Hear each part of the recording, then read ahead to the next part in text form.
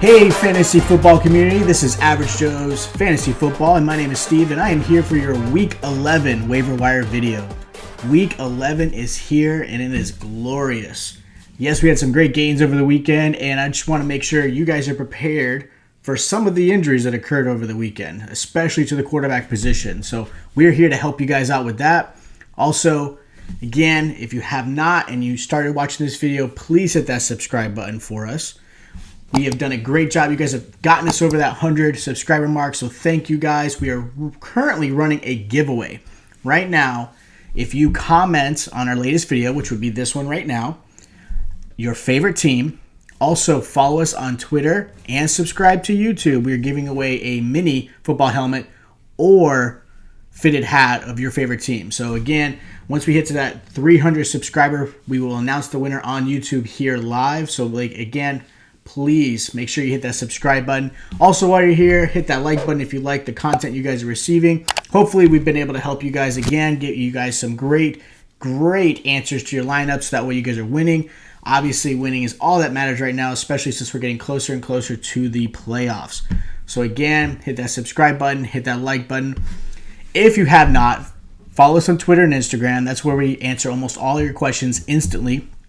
The handles are down below in the description. Okay, so make sure you guys click on that and follow us there so that we can help answer any questions you've got. Most trade deadlines are done. If you guys still have current trade deadlines, please let us know. Most leagues have kind of ended that already, but if you do, please let us know there. I've had a great weekend. The Dallas Cowboys did not play, which means we didn't lose. Yes, we didn't win, but we didn't lose. That's the key. Even though hopefully we get that top 5 draft pick this year. I've already called it quits. Dak is out. Zeke is playing like he ate a little too much. You think we fed him a little too much. So I am ready to move on. Dallas goes on to Minnesota. So with Minnesota, I want to talk about Kirk Cousins. I think Kirk Cousins is a great pickup this week. He had a great Monday night. He had 2 touchdowns to Adam Thielen. Darn you, Thielen. But he had a great game. And I do think he's going to have another turnaround game against Dallas. Dallas, obviously, their defense has gotten a lot better. Okay, they're not the defense earlier in the season. They have actually done a pretty good job at kind of maintaining and not preventing these crazy quarterback play. But Kirk Cousins, I still believe, is a great play.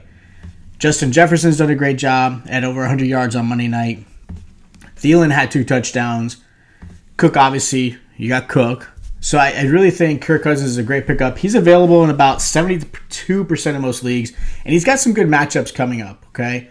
So Dallas is next, but he does have some good matchups. So he's a great waiver wire pick. Another player I want to talk about is Nyheim Hines. All right, the whole Colts running back situation, I know everybody wanted Jonathan Taylor to be the guy. I think Jonathan Taylor wanted to be the guy. But Hines has actually done a great job the past 2 weeks, and he's really taken over that backfield. He's probably the most explosive back. He does a great job in the pass. He does a great job at pass blocking, which is obviously key, especially with Phillip Rivers not being able to move at all. He's available about 60% of most leagues. He's played against Green Bay this week, which obviously Green Bay is not great. You saw what Dalvin Cook did to them. You saw James Robinson had a pretty good game. Green Bay struggles against the rush. So Hines is a great pickup, and I think he is the starter. I wouldn't put Jonathan Taylor in right now. Maybe in the future, if you're in a dynasty league, I would still keep Jonathan Taylor. But if you're in a regular league where new players every season, drop Jonathan Taylor at this point. Maybe keep him on your bench. But Hines is really the guy. He had over 28 points in the last game on Thursday, so I would absolutely go after him. I think for that backfield, I know there's a lot of questions, but Hines is really your guy for that. Next, I want to talk about are some other good receivers. I think Jakeem Grant. So he plays obviously for the Miami Dolphins. A little bit of the shorter side, but he's a really explosive receiver. Had a lot of the looks in the red zone from Tua. Had 1 touchdown, only 4 catches, but he still put up decent numbers, okay? For a flex guy, I think he's a good option. I think a really good option. And I think going forward, he's kind of the guy that Tua kind of tends to go to. He does a lot of the slot play. Devontae Parker is up more of the outside guy. He did get a lot more targets, but I still think Grant has really the upside. He's available in about 95% of leagues. Again, not somebody you have to go running after, but I think he's a really good option. He's got some good matchups coming up. He's got Denver this week.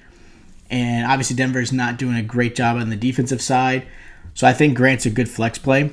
Another guy I want to talk about is Logan Thomas. This is the only tight end I have on the waiver wire pick. And the reason why I say Logan Thomas is because, one, he's probably the only one that's left out there that you can really pick up. He's available in about 65% of most leagues. Plays against Cincinnati this week. Cincinnati does a horrible, horrible job, one on defense and really against the tight end. They just struggle. And Logan Thomas has had 6 targets in each of the last 2 games. He's starting to obviously develop. And with Alex Smith back, Alex Smith is not really the deep passer, so he's more that intermediate to short range. So Logan Thomas as a tight end is a great pickup for you this week to kind of fill in. Again, tight ends are really hard to find right now.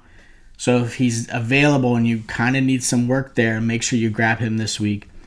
I also want to talk about kicker. I kind of want to talk about that. I know some of you guys have mentioned what are some great kickers to pick up based off matchups and things like that. Kicking is a little bit of a hard game to really predict, right?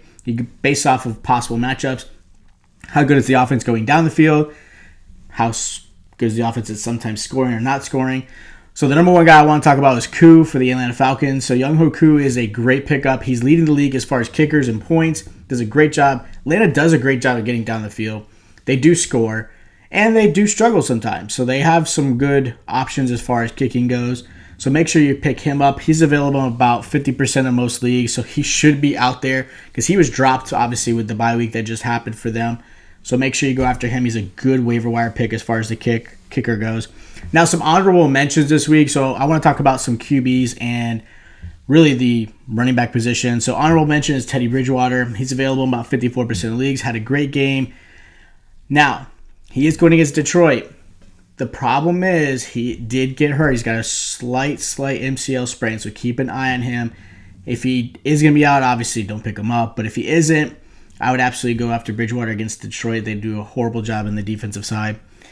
Next guy is Tua. Again, Tua is still available. We talked about him before. He's available about 55% of the leagues. He's starting to really develop. He had a pretty good game, about 18 points or so on Sunday. Going against Denver, who struggled. And Tua's starting to get some really good playmaking skills. He's not even really running that often, but I still start seeing that. I think that's going to start happening a little bit more with him, with his comfort levels and things like that. Tua's a great option this week. Another is Kalen Ballage. So Ballage, nobody knew what was going to happen. He got put on the practice squad. Then he got put back on the regular squad. Justin Jackson's on IR. Austin Eckler says he's coming back. Looks good, but he's still about a week or 2 away. So Ballage took a lot of the carries. He had about 18 carries in Sunday's game. He is really the running back this week. So he's available about, I would say, 60% of most leagues. Some leagues I've seen a little bit higher, but he is available in most leagues, and he is taking a lot of carries. And they're going against the Jets. The Jets obviously are the Jets, right? The Jets defense struggles. Ballage is a great option for anybody who needs a flex player or to fill in a player, as far as a running back position goes. Next guy is J.D. McKissic. So McKissic we mentioned before. I'm going to mention him again. He is available in about 31% of most leagues. Reason why I bring him up is he was targeted 14 times in the passing game the previous week. This past Sunday, he was targeted 15 times in the passing game. So if you're in a PPR league, he had about 18 points this past weekend. That's an RB1 in some leagues. Solid flex player if you really need to fill him out. If you got some good RB1 and 2s. McKissic is an absolute beast. And they're going against Cincinnati. Again, Cincinnati's not a great defensive team. I expect some more targets. I don't see the consistency of happening of 14 to 15 targets a game. But anywhere from 8 to 12 is realistic, and that's a lot because he converts a lot of those catches. May not be a lot of yards, but he converts a lot of those catches, so make sure you go after him. Don't be scared about Antonio Gibson. I think you can actually play both running backs for Washington football team. I think they both have the potential to be really good for you. A couple other players I want to talk about is Marvin Jones. So Marvin Jones Jr. I know Galladay is supposed to be back this week, and even if Galladay's back, I still think Marvin Jones is a good pickup, especially in case he re-injures. Galladay re-injures himself. He's available in about 36% of most leagues. He's going against Carolina this week, who can be hit or miss as far as the defensive side. They can show up or sometimes don't show up. And he's done a great job. Like I said, he's being targeted pretty well. He got targeted a lot last game. Michael Pittman Jr. for the Indianapolis Colts. Colts is a very odd team, right? So Philip Rivers likes to really toss the ball around. He doesn't really have his favorite target, but he actually, this past weekend, targeted Michael Pittman the most. He had 7 targets, had over 100 yards. I think he's a great pickup. Indy's going against Green Bay. So he's available about 91% of most leagues. So if you haven't grabbed Pittman yet, grab him. As far as kickers go, Zane Gonzalez for the Arizona Cardinals. The reason why he's mentioned, he's available about 45% of most leagues. Last time Arizona played Seattle, Gonzalez had 16 points. Okay? He had 14 points this past Sunday. Great kicker. Make sure you go after him.